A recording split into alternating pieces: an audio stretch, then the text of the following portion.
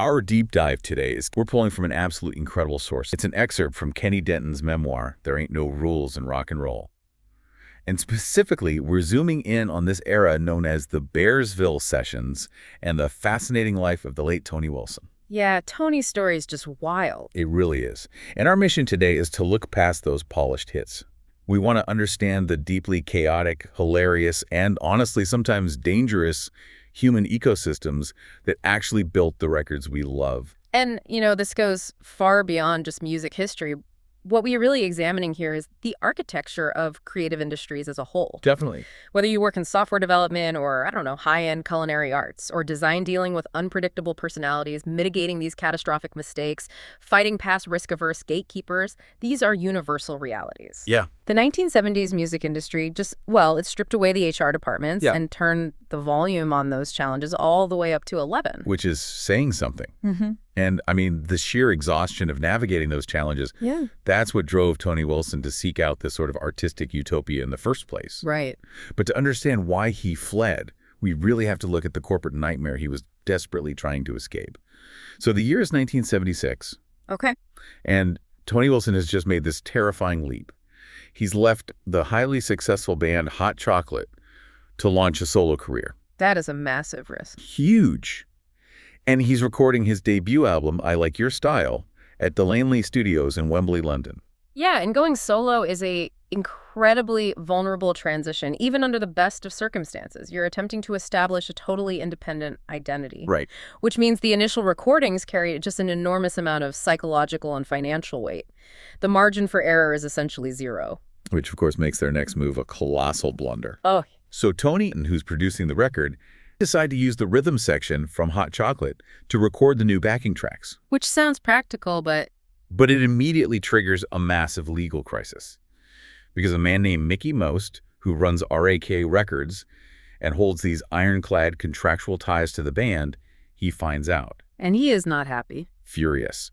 He threatens to hit them with these injunctions that would permanently bury the entire album before it even sees the light of day. He was the notoriously tough head of RAK Records, which was Hot Chocolate's label. Right. You can't just do that. No. Because of exclusive contractual ties, you can't just borrow a competing label's band members.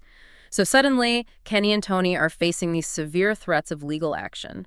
RAK Records is basically going to shut the entire project down unless they completely remove those specific musicians from the album. And the initial thought, obviously, was just to re-record the entire album from scratch.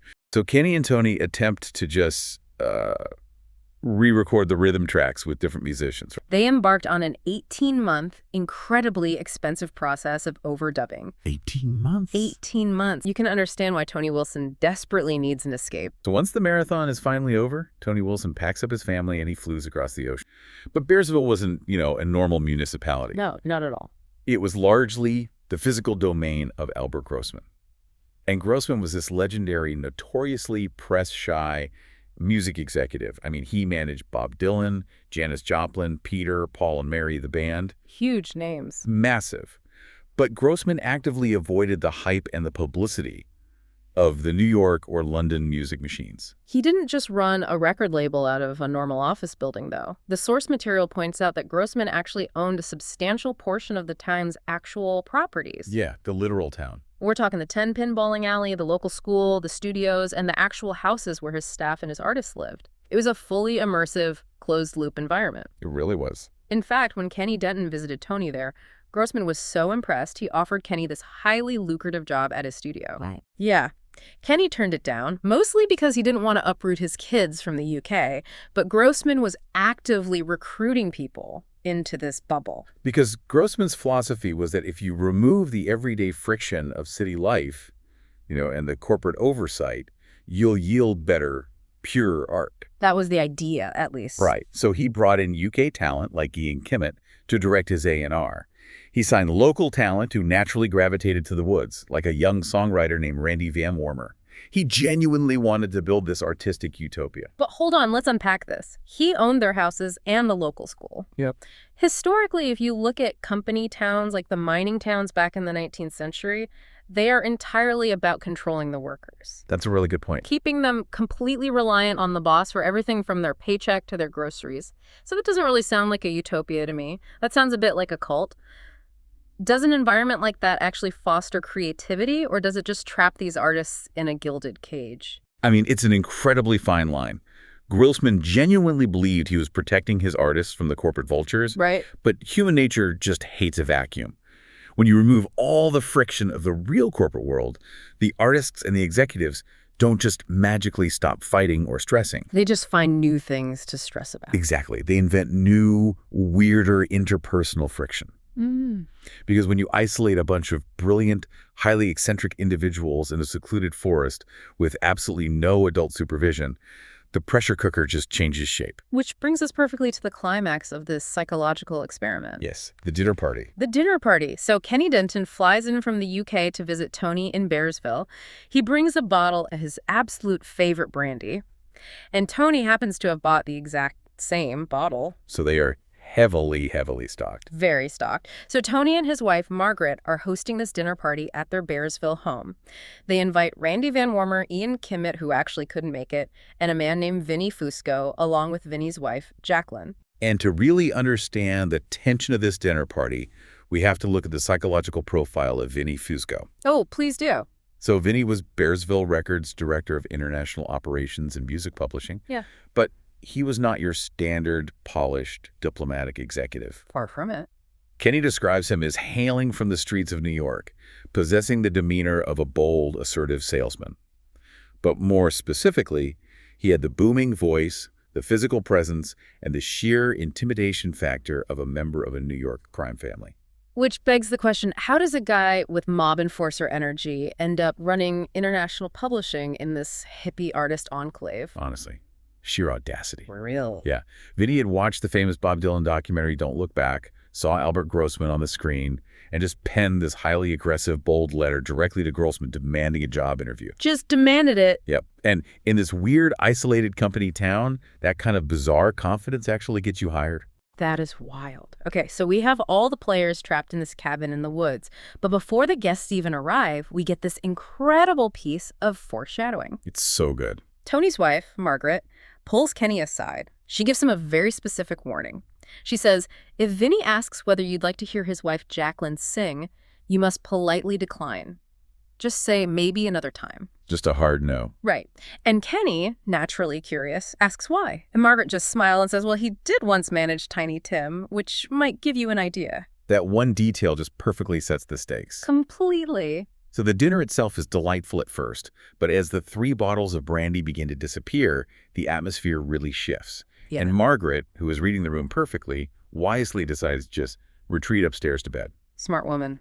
Very. She knows exactly what happens when Vinnie gets drunk. So it's just the guys and Jacqueline left down in the living room. But before the absolute chaos descends, there is this moment of pure, undeniable magic. Vinnie is kind of holding court, and he urges Tony and Randy Van Warmer to get an acoustic guitar and play this newly finished song they've been working on. And the song is titled Just When I Needed You Most. Such a classic. It is. And Kenny Denton is sitting there. And keep in mind, he's a seasoned producer who has spent 18 months fighting illegal guitar frequencies in London. He has heard thousands of tracks. This is what to listen for. Exactly. And he notes that right there in that living room, stripped of all the studio trickery, it was one of the finest, most emotionally devastating ballads he had ever heard. Wow. Just a moment of true, unvarnished brilliance. Yeah. But of course, the brilliance doesn't survive the brandy. No, it does not. Vinnie is deep into his second bottle by now. And then he triggers the exact trap that Margaret warned them about. He turns to his wife and demands, sing something for Kenny. And Kenny notes in the book that his heart physically skipped a beat. He knew it was coming. He was utterly defenseless. And Jacqueline actually declines a few times, but Vinnie is just relentless. He bullies her and wears her down until she reluctantly agrees. Picture this exactly as Kenny describes it, because it is pure physical comedy. The room falls into this hushed silence.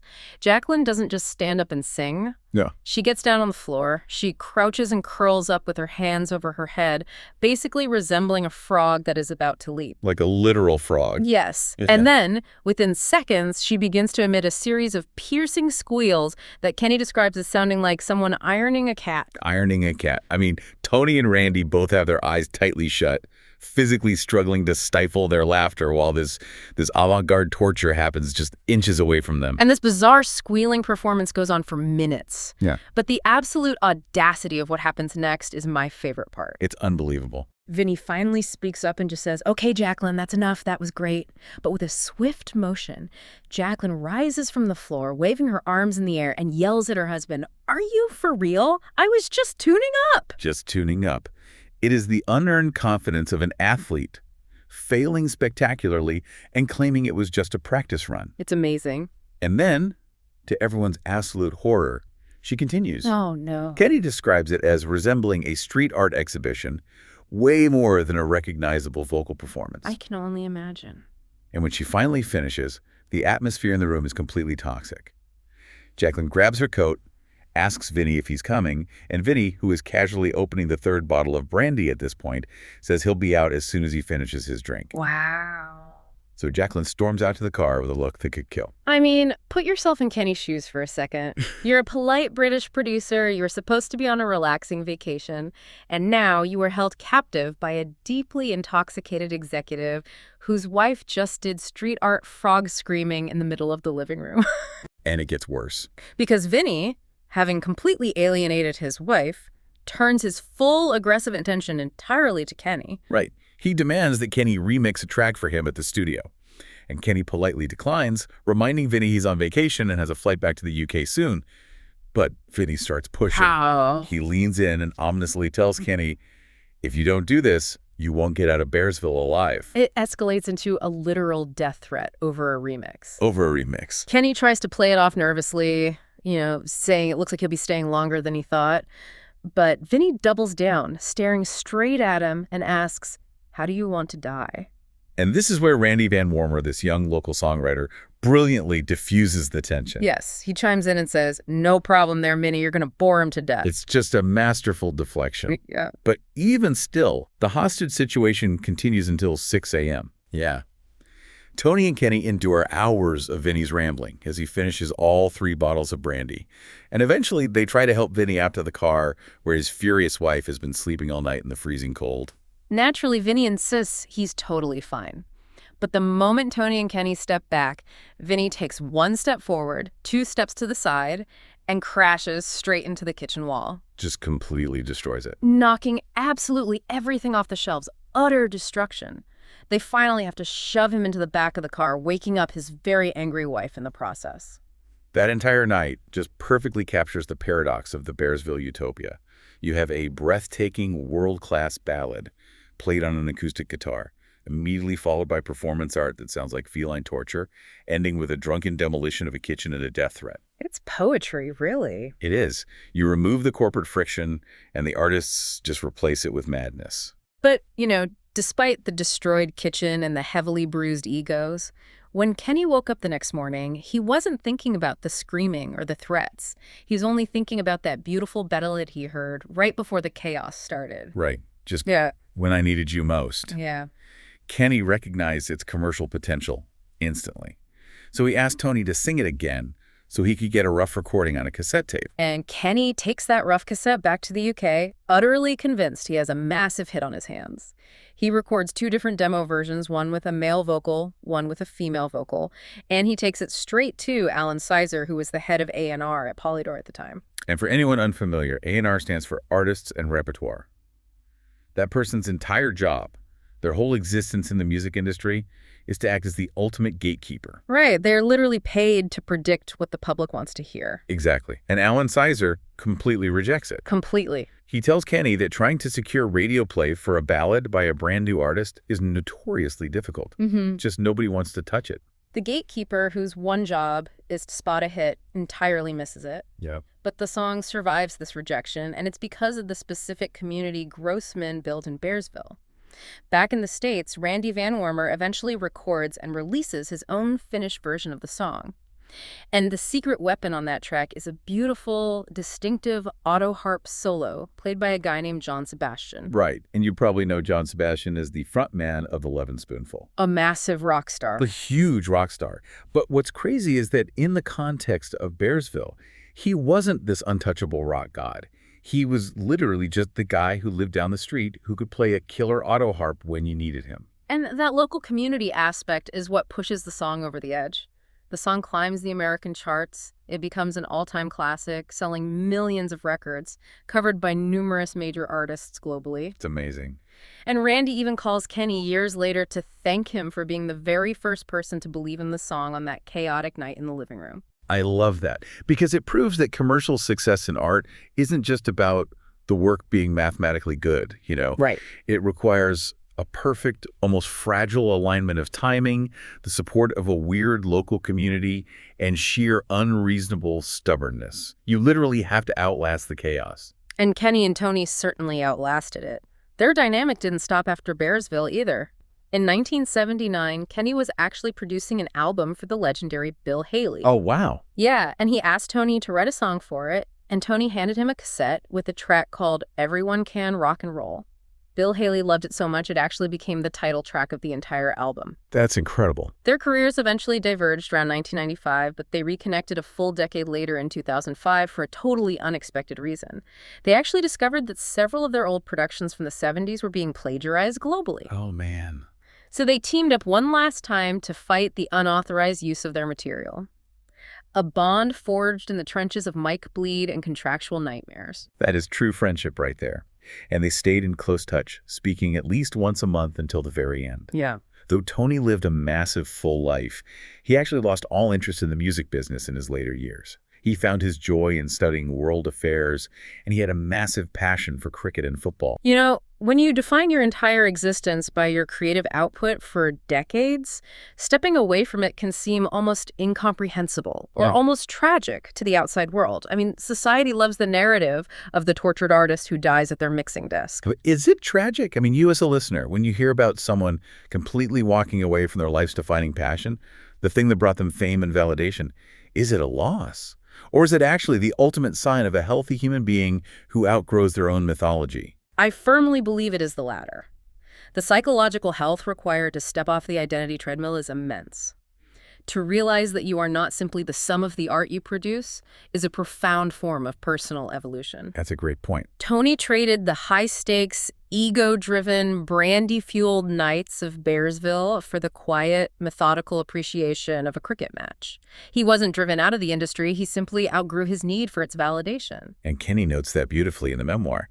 Tony recently passed away on April 24, 2026, at the age of 89. Wow. And Kenny's tribute to him doesn't focus on the chart positions or the royalties. Yeah. He simply remembers Tony as a soul where beauty lived. That's really moving. A fitting epitaph for a man who navigated the absolute extremes of a tumultuous industry, survived its walled gardens, and came out the other side with his humanity completely intact. So let's tie this entire journey together. We started in a tense corporate London studio, watching engineers spend a year and a half trying to mathematically erase a mistake from analog tape. We followed that exhaustion across the ocean into Albert Grossman's feudal walled garden of Bearsville, a place designed to optimize art, but which ultimately produced a drunken executive crashing through kitchen shelves and a woman squealing on a rug. And we saw how out of that exact absurdity, a classic multi-million selling song was born, completely defying the corporate gatekeepers who deemed it impossible. The friction wasn't a bug in the creative process. The friction was the engine itself. Exactly. From the stress to the chaos to the eventual quiet peace of a cricket match. We've talked extensively today about how isolation, proximity, and unavoidable friction spark unbelievable creativity. Right. But here is something completely different for you to mull over. As we move further into an era of decentralized remote work, where artists, developers, and teams collaborate seamlessly across the globe through screens without ever sharing a living room or a bottle of brandy, are we actually engineering the serendipity of human error out of our art entirely? Ooh, that is a phenomenal question. Right.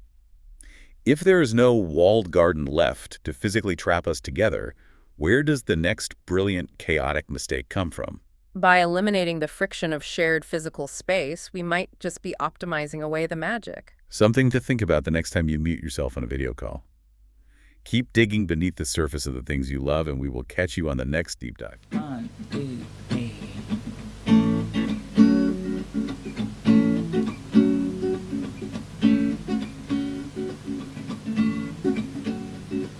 Love can be a lover.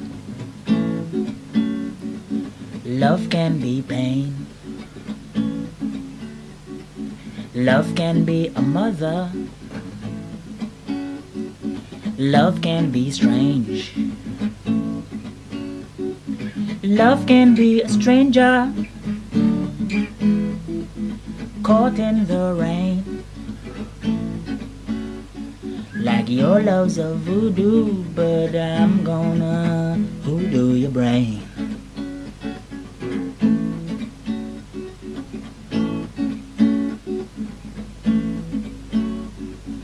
Woman, you're evil. You're evil to me. You're just like the devil. You sneak up on me. But I've got your number. I know your game.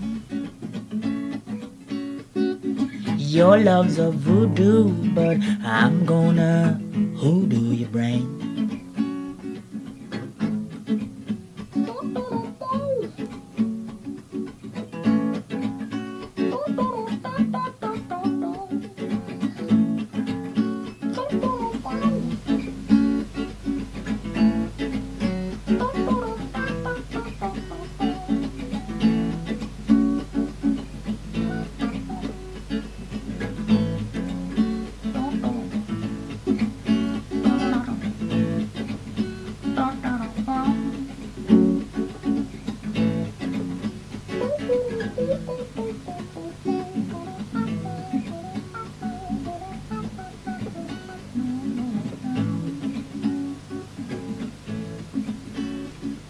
Love can be a lover.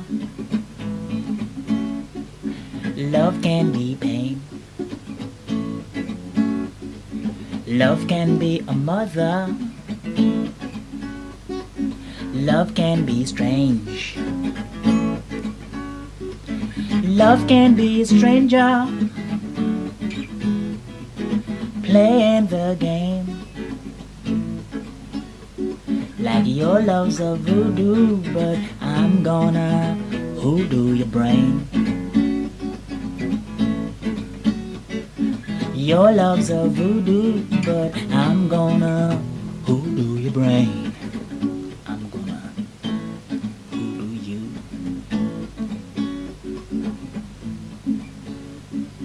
Your love's a voodoo, but I'm gonna hoodoo your brain.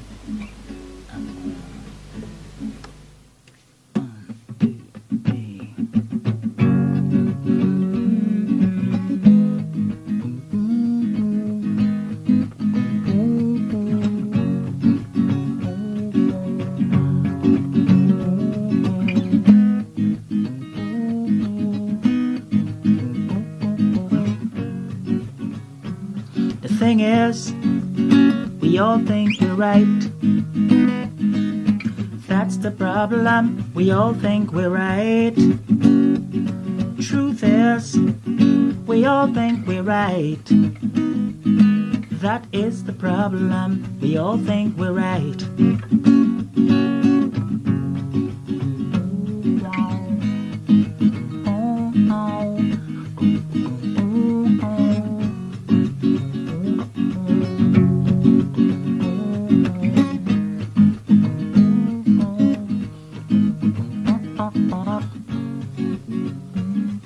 We can go to Africa, we can go to Rome, we can go most everywhere together.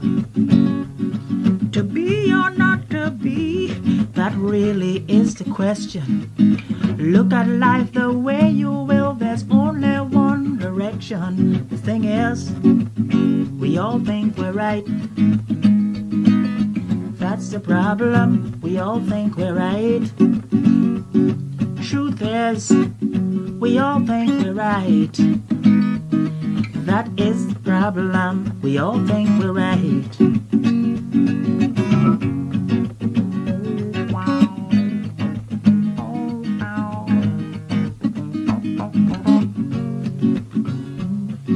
Everyone I know, folks like me and you, everybody thinks their thing the hippest thing to do. But does it really matter? Is it worth the strife? I believe in you and me. Do you believe in life? The thing is, we all think we're right. That's the problem. We all think we're right. Truth is, we all think we're right. That is the problem. We all think we're right. The thing is, we all think we're right. That's the problem. We all think we're right. Truth is, we all think we're right. And that is the problem. We all think